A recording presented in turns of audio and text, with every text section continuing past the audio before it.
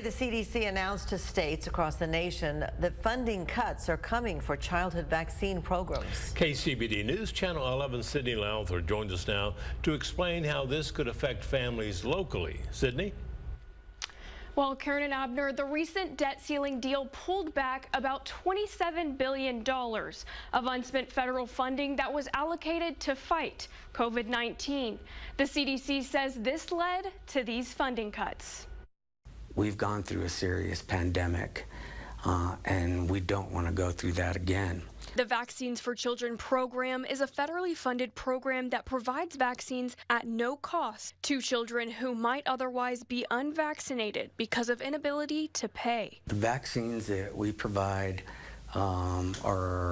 address vaccine preventable diseases, diseases that can spread very quickly. Mike Montanez, the immunizations program liaison, says most vaccines administered at local clinics are the mandatory back-to-school immunizations. And when you have large numbers of children gathered in classrooms, on playgrounds, these diseases can spread pretty quickly. KFF Health News reported state and city public health officials received an email from the CDC this week, cutting the funding for those child vaccination programs, saying it is a significant change to the budget. We really don't know at this point in time exactly how these cuts are going to affect the state of Texas. What we're hoping for is that it won't be so impactful so abruptly. Montanez says it could hurt small communities like ours the most. What this would mean is that so many families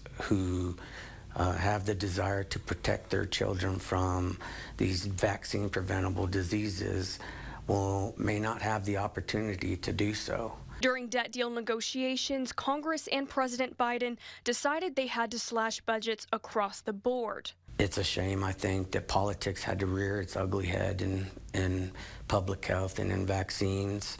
Montanez says we have the tools necessary to fight these contagious diseases and prevent another global pandemic. He says we need to use them. The impact that this could have on families